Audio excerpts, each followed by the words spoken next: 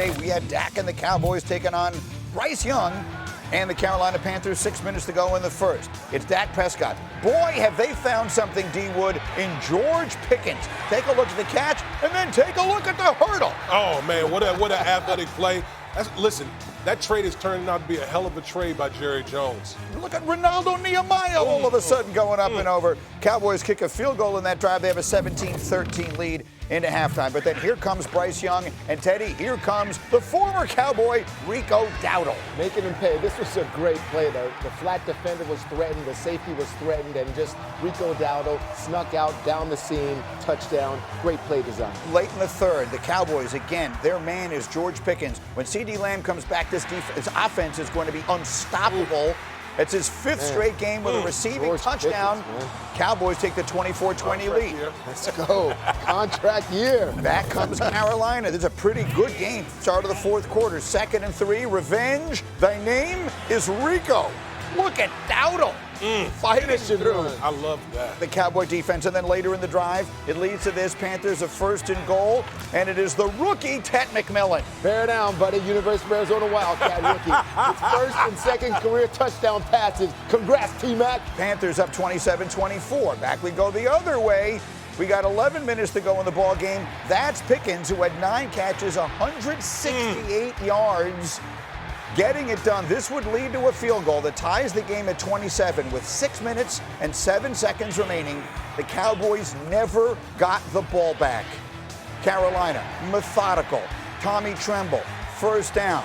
Panther drive continues. Critical play, Rex. Panthers 4th and 3. How about the onions from Dave Canales to go for? Oh, amazing right here. But what you're going to see, you don't even see the safety so far back there. Horrible play design on defense. Nobody challenging. Look, he's parked 30 yards deep. That's where the safety Who the is. hell? What's he waiting for, a fake punt? This is ridiculous. Horrible defense. And it leads to Ryan Fitzgerald from 33 yards as the clock expires. Again, they ran out the final 6 minutes and 7 seconds and kicked the game winner as time expires. 30-27 is the final score. And after the game is over, the playmaker, Michael Irvin, tweeted, "I have never seen an NFL defense with so many people running wide open." That's Michael Irvin making those comments. Jerry Jones didn't make any comments, which is extraordinarily unusual. Jerry Jones, by the way, today's his 83rd birthday. Happy birthday, Hey. Jerry Jones. He did not meet with the media after that game yesterday. He'll take that for whatever it is worth.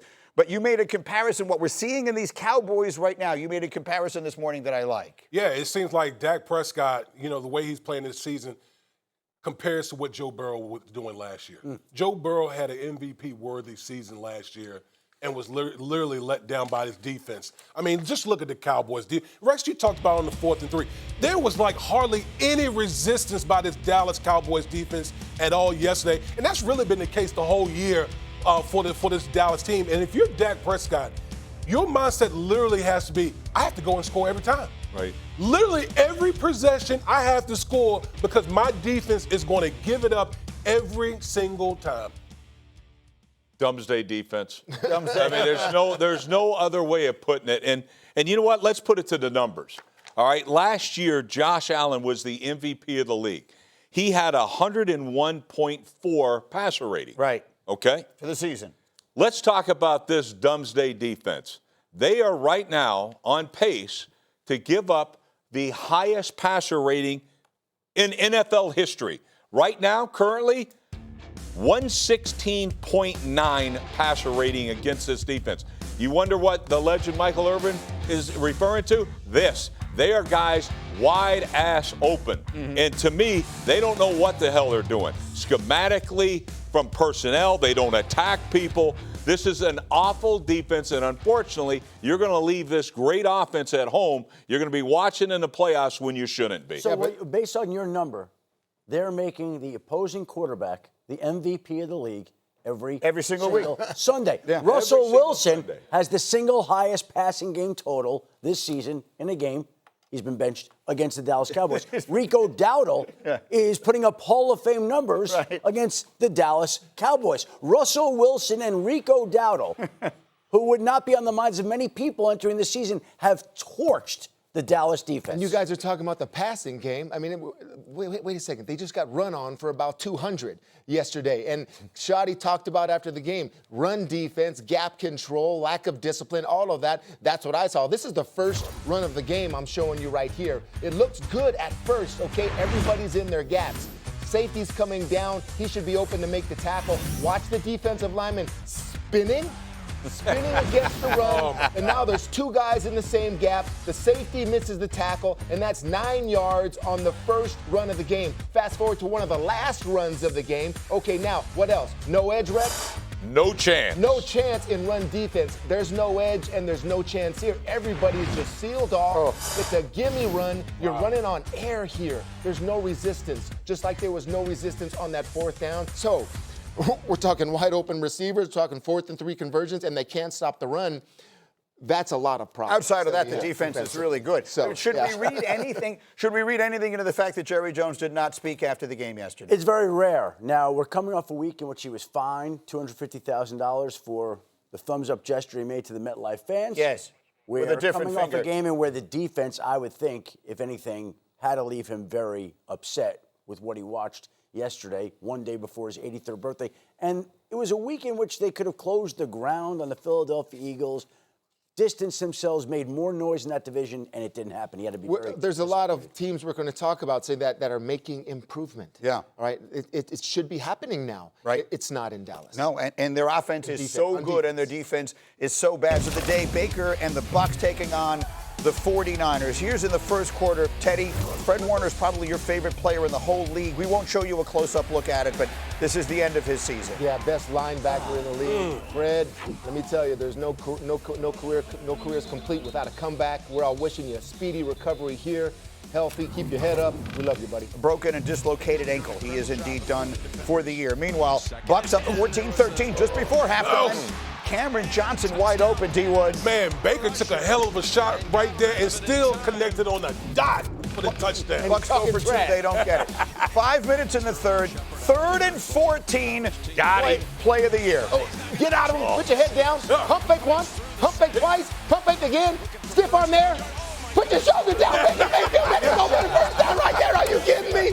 What are we doing out there? Oh, go ahead. Flex on him, Baker. Show it again. Duck it down. Take it, Wood.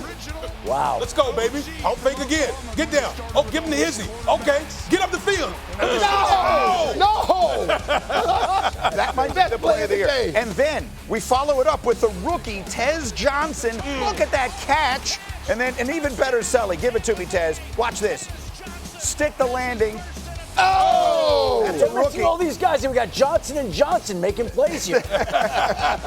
Bucs extend their lead 27-19. They were chanting MVP after the game. Tez thought it was for him. It was for Baker. Hilarious. 49ers going for it now. 4th and 6. Desperation. Mac Jones. Pea Shooter Jones is back. I'll be honest with you, he actually played a really good game. He did. But when he did it, I'm like, that's my guy, Pea Shooter Jones. That was a last gasp effort there from the banged-up 49ers. Bucs win. Baker Mayfield has over 1,500 passing yards this season, 12 touchdowns, 1 interception. By the end of the game yesterday, he was missing his top 3 receivers. He's the first quarterback to hit those marks through 6 games since Mahomes did it in his record-setting year of 2020. Mahomes' team won the Super Bowl that year. I almost feel like it's not even saying enough to ask the question, is Baker the MVP of the league right this minute? Yeah, it's not even close. I mean, this guy is playing, it's phenomenal. And the fact, let's face it, at the biggest moments, he's at his best. Yep. I mean, it's how many of these 4-quarter comebacks are we going to see? This one, you get a free runner, well-designed defense, free runner. He knows he's going to get smashed. He lays it in there. And this, it's just absolutely absurd. Finds a guy that I don't know who the hell this guy is. Tez Johnson. Again, Emeka, for those of you who didn't watch the game, Emeka Buka got hurt during the game yesterday. It's a hamstring. I'll ask Schefter how bad it is. But already playing without Mike Evans, already playing without Chris Godwin, playing without Bucky Irving. They've got nobody. 2 starting offensive linemen are out. Yep. When other teams get injuries like this, take a look at the list. You hear about how hurt they are, why they can't win. Right. With Baker, he just continues to roll. He is the one guy that has elevated everybody else and has carried this team with all these players injured.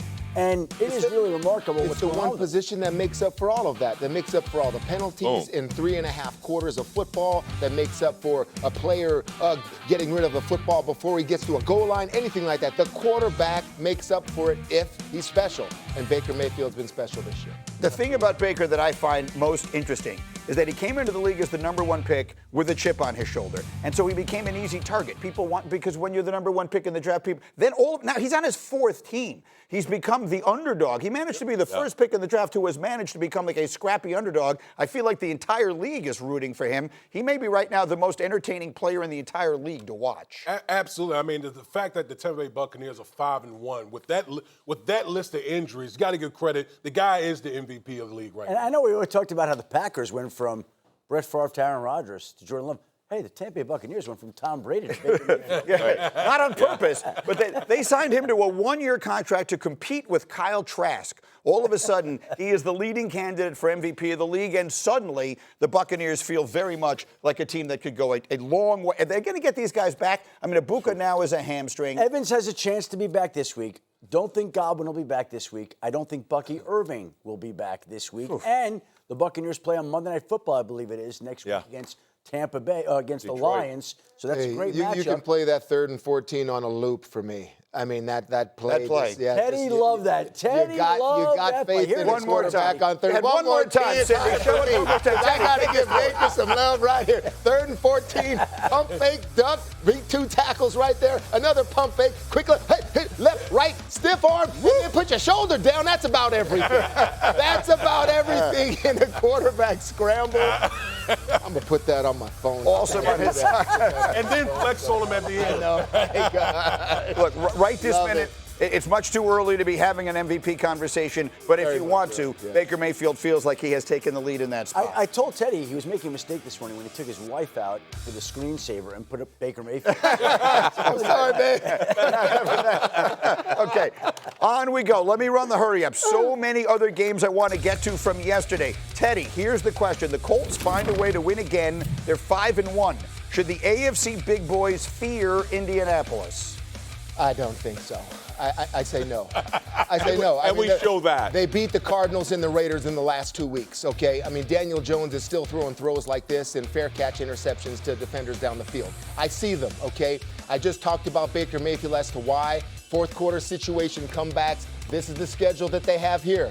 All right, they beat the Broncos on a leverage call, and it doesn't matter. They won the football game. I understand that. This is a 5-1 football team right now that still has a lot to prove to me. Okay, you don't win Super Bowls in week 6. Daniel Jones has a lot to prove to me that he can be a quarterback like a Baker Mayfield, like a Josh Allen, like a Patrick Mahomes.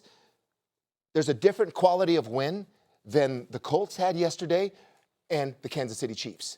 A huge different quality of win right there. I mean, Are you buying the Colts? Well, I'm buying the Colts because I think Lou Anarumo has done a good job as Their a defensive defense. coordinator and stuff, although it never showed up yesterday. Right. I mean, they let Jacoby Brissett look like Joe Montana. But I think they're much better defensively. I like, the way Indiana Jones is playing. Yeah. For the most part, we showed 2 plays where he looked terrible. Right. But he's a much better player than that. So I just think they're going to have a chance. And you can run the football. When the snow flies, you got to be able to run the football. They can run it with Taylor and company, and they're playing much better on defense. Let me go to the next one. New England wins again. D. Wood, if I asked you to describe just how good you think Drake Maye has become, what's your answer? Top 5. Drake Maye is a top 5 quarterback in the league right now. Ooh, you're saying top 5. Yeah, top 5. Wait, listen.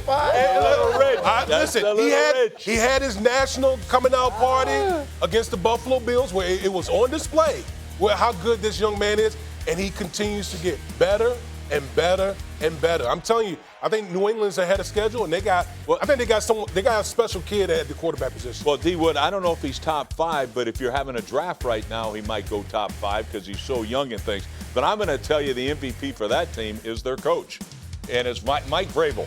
You know how you judge? You judge like, hey, we're coming in, we're going to create a culture, and it's hard work, it's discipline, it's all those type of things that are important. But here's how I judge it, being around this game 100 years, all right? I want to see the improvement of players. You want to see what kind of coach it is? How many players on that team have improved? besides 100% of them. Right. Every single one of those players got better. That is coaching. When you look at other teams that coaches come in, how do they look? When there are no players getting better, that'll tell you about your coach also. Mike Vrabel, to me, has done an amazing job. Best hire by far in the offseason. Says a lot about it that they did it last week and they did it again this week. How many teams have we seen that have had a great win and then they fall off because mental toughness isn't there or the coach doesn't keep them on the right track? They had to have a lot of combination of things happening. Free agent signings, Milton Williams, great signs, okay? Rookies, left side of the offensive line, and the improvement of Drake, it's all happening in New England, and a lot of us. Yeah, and I still don't think they're there yet, but they're going like this, and unfortunately, they're going to be around for about 10 years. And this week, Unfortunately. this coming week, Tedy, they go. For those of you who don't know, Tedy, Bruschi, and Mike Vrabel are the best of friends from all your years playing together. They're going to play Tennessee this week. Is he the sort of guy who kind of holds on to a grudge and might take this a little personally? Braves is still mad at me for the one time I picked against Tennessee when he was coaching there. Okay, Titans, you have been warned. Here come the Mike Vrabel Patriots. One more. Green Bay against the Fighting Flaccos yesterday.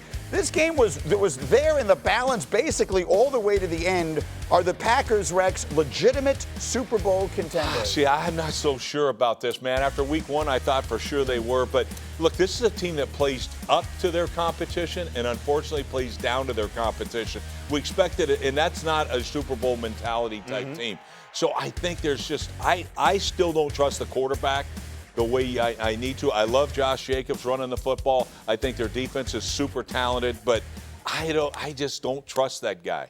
It's been in Jordan Love to show exactly what you're talking about. I understand that. But up until this point, he is playing great football. I think this is, I'll call them a Final Four football team. They can play on championship weekend. I think they're one of the teams that can do that. I mean, sometimes you play a game like they did against Cincinnati and you just want to survive and win and move on during football seasons. You know that, Coach. We all know that. Yeah. And that was one for me. I think this was a game. It's early October.